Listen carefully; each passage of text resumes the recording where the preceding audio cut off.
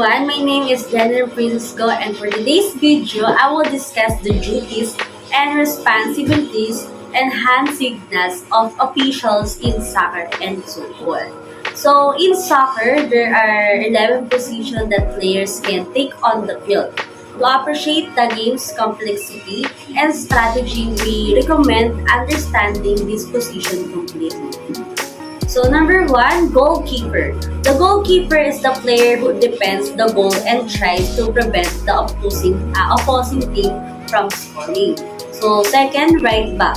The right back plays on the right side of the defense and is responsible for making the opposing team's left winger. So sa the center back plays in the middle of the defense and is responsible for making the opposing team's center forward. So sa the left back plays on the left side of the defense and is responsible for making the opposing team's right winger. Next, defensive. Defensive midfielder plays in front of the defense and he's responsible for breaking up the opposing team's attacks. So the central midfielder plays in the middle of the field. The player in this position is responsible for controlling the game's tempo and distributing the ball to their teammates. So next, right winger. The right winger in soccer plays on the right side of the attack and is responsible for creating scoring opportunities for their team. So next, attacking midfielder. The attacking midfielder plays in a center position behind the forwards and is responsible for creating scoring opportunities for their team. So next, striker. The striker is responsible for scoring goals and is typically the team's most prominent attacking player.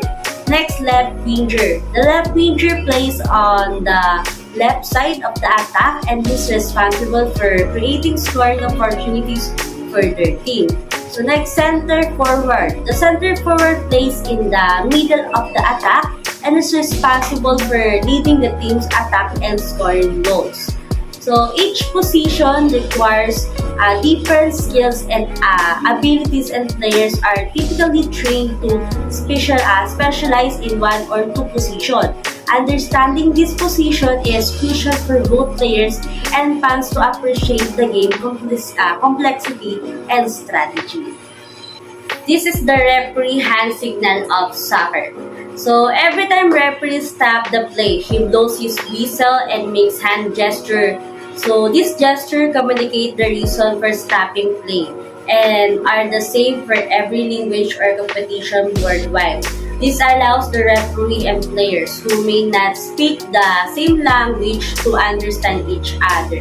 So understanding soccer referee hand signals help you know what really is happening on the pitch when playing is stopped. So hand signals that head soccer refs make when officiating a game. So number one, goal kick. To make a goal kick signal, the ref points at the goal with his arm straight and palm open. So a goal kick in football is awarded to a team if an offensive player plays the ball out of bounds over the goal line. So next, corner kick. A ref signals for a corner kick by pointing to the corner flag where the kick must be taken. A corner kick in football is awarded when a defensive player plays the ball out of bounds over the goal line. Penalty kick. To the signal for a penalty kick, the ref points to the penalty spot with his index finger. The penalty spot is the part of the football field where penalty kicks are taken, indicated by bold flag. So the penalty kick is awarded to an offensive player when he's pulled inside the penalty area. So next, direct free kick. To make a signal for a direct free kick, a referee raises an arm diagonally upwards before pointing with his underhand to the direction of the offending player's goal. So a direct free kick is a signal for serious offenses. A goal can be scored directly from it. So next, indirect free kick. To signal for an indirect free kick, the referee blows his whistle, raises an arm upwards, and points to the direction of the kick. He keeps in his arm raised until the ball has been kicked and touched by another player. An indirect free kick is awarded for the serious offenses by an outfield player or for violation of goalkeeping rules. So when awarding a red card, the referee goes to the player who committed an offense, then holds a red color card high up. After making this gesture, the referee gives the signal for a direct free kick or a penalty kick if the offense happened inside the penalty area. The referee gives a red card in the football game to send off a player who committed a very serious foul and misconduct. So a yellow card is issued the same way with a red card. The yellow card in football is a caution for the serious zone violation. If a player is issued a yellow card for the second time in the match, he will be sent off from play. After awarding second yellow card, the referee shows a red card to indicate the offending player must leave the football field. So, advantage. The referee signals for an advantage for extending both arms in front of his body palms, facing up. If the advantage ball warrants a card, the referee will issue it to the offending player in the next game. The advantage signal is made when the referee sees a violation but allows play to continue. This happens in cases where letting play go on will be more advantageous to the whole team than stopping it. And next, I will discuss the duties and responsibilities and hand signals of softball. So first, outfielders. Outfielders are responsible for fielding balls hit past the infielders. They must have strong arms and are typically also some of the better hitters on the team. And second, the left fielder is part of the outfield and responsible for catching fly balls, line drives, and fielding ground balls that make it past the infield on the left side. The left fielder is positioned in the outfield on the left side of the field closest to the third base. Left fielders must be fast to the track down balls and have a strong arm to make long throws back into the infield. They also are responsible for backing up the center fielder on balls hit to center field and the third baseman on hits towards third base. Next, the center field is also part of the outfield and shares the same responsibilities as left field, catching fly balls, line drives, and ground balls in the outfield. However, the center fielder is typically responsible for covering more ground than the left fielder and usually faster. The center fielder is positioned behind second base in the middle of the outfield between left and right field.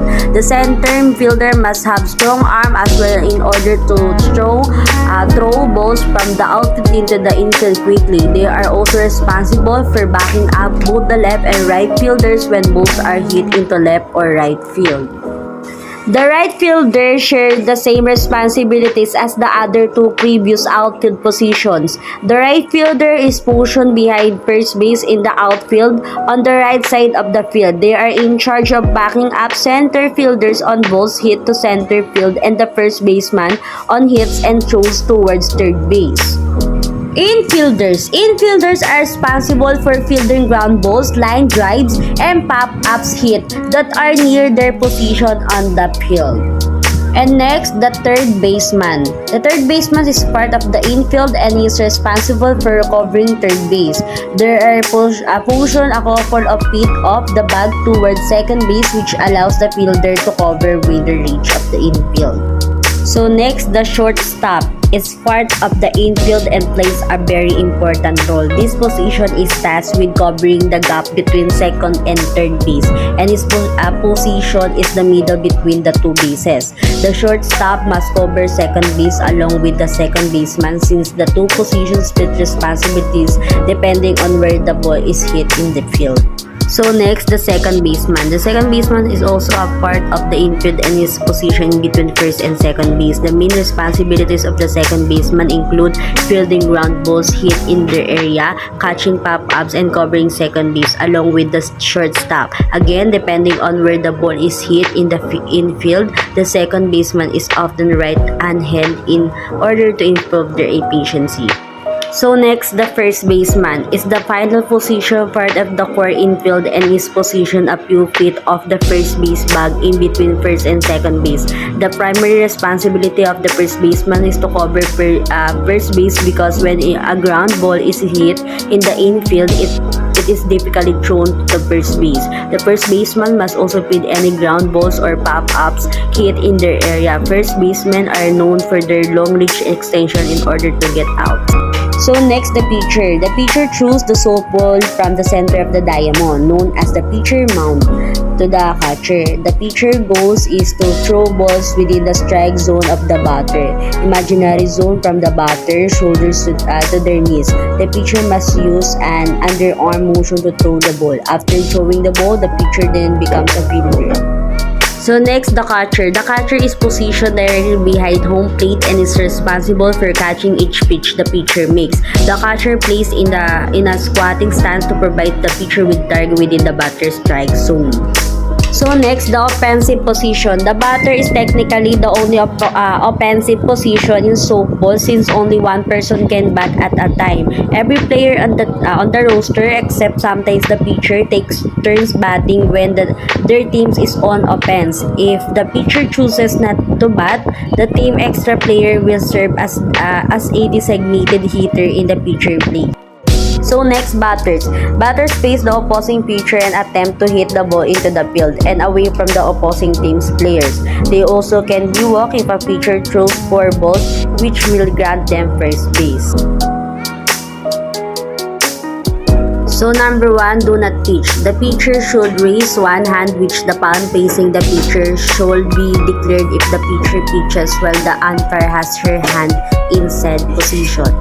Number 2, play ball. To indicate that the ball shall begin or resume, the umpire should call verbally at the same time motion the pitcher to deliver the ball. So next, time out, ball, or dead ball. To indicate suspension of play, the umpire shall call at the same time extend both arms above his or her head. So number 4, delayed dead ball will be signified by the umpire extending his or her left arm horizontally. Number 5, strike. Strike, the umpire shall raise his or her right hand upward, indicate the number of strike by the fingers at the same time, calling strike. Out first, the hammer at 90 degrees or greater. So next, infield fly. Infield fly, the umpire shall call verbally if infield fly. If air ball, batters is out, the umpire should extend one arm above the head.